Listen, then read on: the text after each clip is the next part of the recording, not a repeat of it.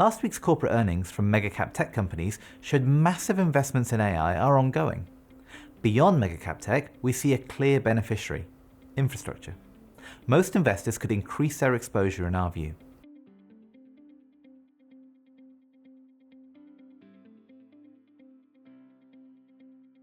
Corporate earnings in the fourth quarter show the capital spending behind the AI build-out is rolling on.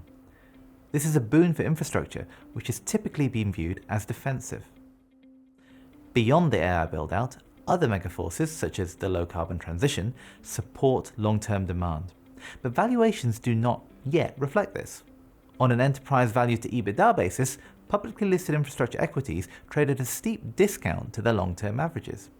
Private infrastructure trades closer to long-term averages, unlike private equity, and that helps make infrastructure our preferred growth private asset.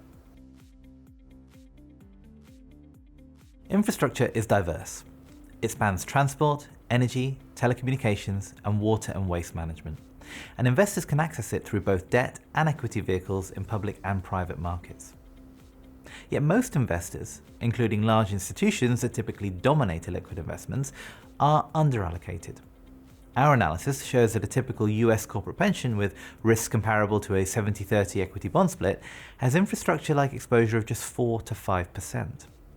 We think adding infrastructure holdings is particularly helpful in an inflationary environment like today, where investors need income sources whose value won't erode over time.